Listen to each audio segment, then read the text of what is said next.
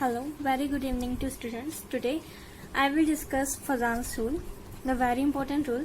So students, before discussing this very important rule, so first of all we consider some basic concepts like ionic bond, what is ionic bond, what is covalent bond, because the definition of Fazan's rule start from the point it deals with the covalent character of an ionic bond. Now students, what do you mean by covalent character of ionic bond? So covalent character of an ionic bond, for this we need to discuss the ionic bond first of all and then the covalent bond. So basically students, जो ionic bond होता है वो क्या होता है, there is a complete transfer of electrons.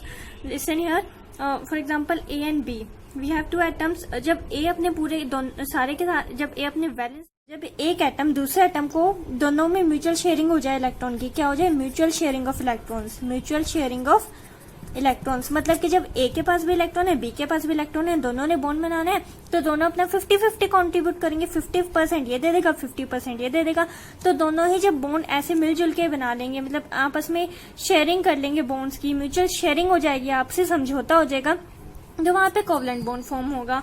और इस case में हमारे पास आयनिक बॉन्ड फॉर्म होगा जब कंप्लीट ट्रांसफर हो जाएगी एक एटम से दूसरे ट्रांसफर में इलेक्ट्रॉन्स की, तो वो आयनिक बॉन्ड हो जाएगा. पर बच्चों एक बहुत इंपॉर्टेंट कंसेप्ट है, नॉट एवरी बॉन्ड इज 100% आयनिक.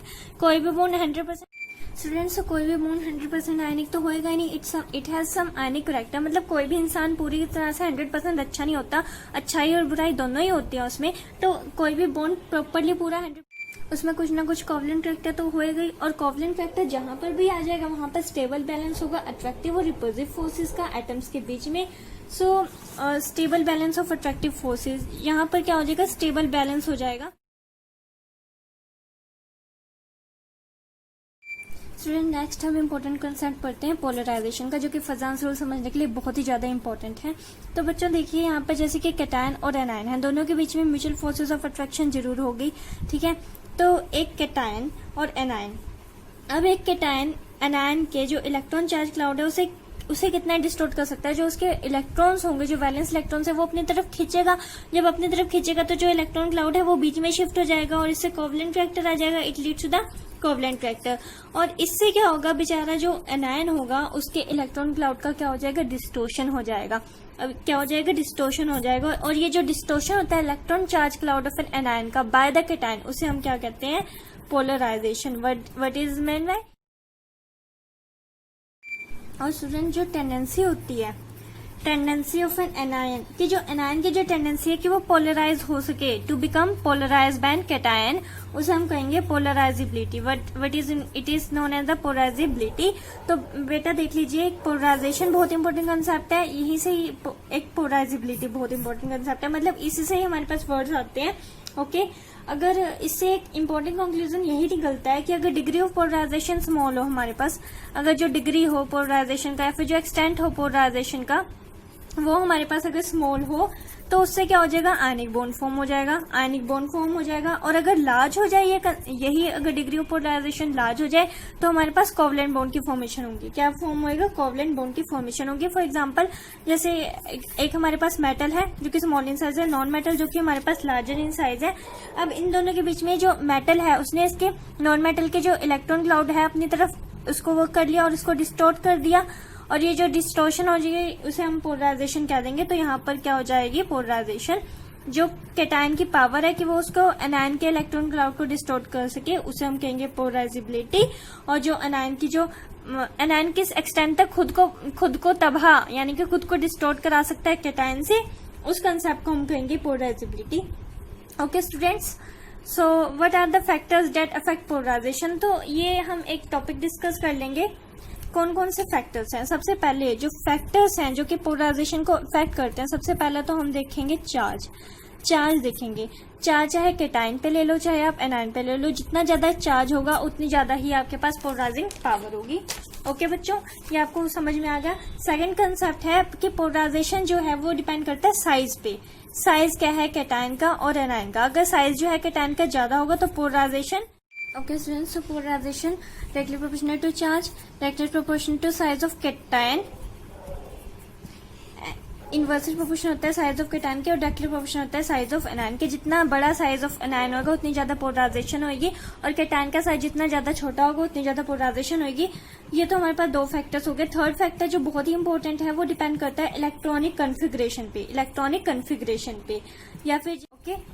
सो ये फैक्टर्स है। नेक्स्ट है ions with the noble gas configuration has a less polarisation. इसी का कॉन्सेप्ट है ions with the noble gas configuration has less polarisation. So students हम अब थोड़े से एग्जांपल्स कर लेते हैं इस टॉपिक पे ताकि आपका कंसेप्ट मोर क्लियर हो जाए। स्टूडेंट्स इसके एग्जांपल डिस्कस करने से पहले हम एक बार बता देते हैं कि जो पोलराइजेशन होता है वो डायरेक्टली प्रोपोर्शनल होता है चार्ज की, inversely proportional to size of cation, directly proportional to the size of anion. तो यहाँ से ये कंक्लूजन निकलता है कि पोलराइजेशन डायरेक्टली प्रोपोर्शनल होती है किसके, कोवलेंट कैरेक्टर के। अगर पोलराइजेशन ज्यादा होगी कोवलेंट कैरेक्टर बढ़ेगा। इनवर्सली प्रोपोर्शनल होती है आयनिक कैरेक्टर के, उतना ही आयनिक कैरेक्टर हमारे पास कम होगा। और जो आयनिक कैरेक्टर होता है जितना ज्यादा होगा उतना मेल्टिंग पॉइंट ज्यादा होगा। तो यहाँ से पोलराइजेशन जो है इनवर्सली प्रोपोर्शनल होगा मेल्टिंग पॉइंट के। सो स्टूडेंट्स अब इन कंसेप्ट से हम एग्जाम्पल डिस्कस कर लेते हैं। ओके स्टूडेंट्स, सो यहाँ पर देख लीजिए फर्स्ट एग्जांपल है आपके पास सोडियम क्लोराइड, Mg क्लोराइड और मैग्नीशियम क्लोराइड। और ये तो जैसे कि मैंने आपको बताया था यहाँ पे देखिए चार्ज +1 है, +2 है, +3 है। जैसे चार्ज इंक्रीज होएगा हमारा कोवलेंट कैरेक्टर बढ़ेगा, ठीक है। तो यहाँ से हमारा कोवलेंट कैरेक्टर इस डायरेक्शन में इंक्रीज होगा। सेकंड एग्जांपल हम करते हैं PbCl2 और PbCl4 के बीच में। अब देखिए यहाँ पे +2 चार्ज है, यहाँ पे +4 चार्ज है। यहाँ पे भी जैसे जैसे चार्ज इसका ज्यादा है तो इसका कोवलेंट कैरेक्टर ज्यादा होगा, ये मोर कोवलेंट होगा। नेक्स्ट क्वेश्चन है हमारे पास ये सारे। अब इस सब में देखिए ये सारे बेरिलियम, मैग्नीशियम, ये सारे जो है वो ग्रुप 2 के मेंबर्स हैं। सब में जो ऑक्सीडेशन स्टेट है वो +2 ही है।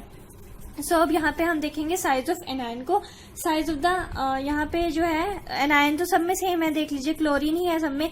जो केटायन है जैसे जैसे साइज जो है साइज केटायन का छोटा होता जाएगा। साइज की इनवर्सली प्रोपोर्शनल होती है ना पोलराइजेबिलिटी, तो पोलराइजेबिलिटी जो है केटायन के साइज की इनवर्सली प्रोपोर्शनल होती है। तो यहाँ पे जो ऑर्डर होगा वो हमारे पास वो क्या आएगा इस क्वेश्चन में, ऐसे इंक्रीज करेगा हमारे पास कोवलेंट कैरेक्टर, क्योंकि इसका साइज सबसे ज्यादा है तो कोवलेंट कैरेक्टर यहाँ पे सबसे ज्यादा होगा। नेक्स्ट जो क्वेश्चन है वो हमारे पास है कैल्शियम फ्लोराइड वाला एग्जाम्पल, कैल्शियम क्लोराइड। और यहाँ पे जैसे जैसे साइज जो है आयन का इंक्रीज होएगा, जैसे जैसे साइज जो है आयन का इंक्रीज करेगा साइज जैसे जैसे, ठीक है, वैसे वैसे कोवलेंट कैरेक्टर इंक्रीज हो जाएगा। कोवलेंट कैरेक्टर इंक्रीज करेगा क्योंकि यहाँ पे देख लेना अनायन का साइज इंक्रीज कर रहा है, आयोडीन सबसे ज्यादा लार्जेस्ट है तो कोवलेंट कैरेक्टर इंक्रीज होगा। नेक्स्ट इन दोनों में से कौन सा ज्यादा होगा, कॉपर क्लोराइड और सोडियम क्लोराइड में से ये ज्यादा होगा। क्यों, यहाँ पे नोबल गैस कन्फिग्रेशन का कंसेप्ट आ जाता है। नोबल गैस कन्फिग्रेशन ये वेरी वेरी इंपॉर्टेंट एग्जाम्पल है, क्योंकि यहाँ पर देख लीजिए यहाँ पे 2, 8, 18, यहाँ पे कंप्लीट ऑक्टेट है, यहाँ पे 2 और 8 है। तो इलेक्ट्रॉनिक कॉन्फ़िगरेशन तो ये मोर कोवलेंट होगा आपके पास, ठीक है। नेक्स्ट एग्जांपल जो है SnCl2 टिन, यहाँ पे +2 चार्ज है, यहाँ पे +4 चार्ज है। दोनों में से कौन सा इसका कोवलेंट कैरेक्टर ज्यादा होगा। सो गाइस क्योंकि इसका चार्ज ज्यादा है। So guys hope you enjoy this video. मैंने आपको सारे एग्जाम्पल्स इसके पढ़ा दिए हैं। ये वेरी वेरी इंपॉर्टेंट कंसेप्ट है फजानसोल्स के सारे एग्जाम्पल्स। आप जितने ज्यादा प्रैक्टिस करेंगे उतना ज्यादा आपके लिए बहुत ही अच्छी बात होगी। Thank you for watching my video. Like, share and comment. Thank you.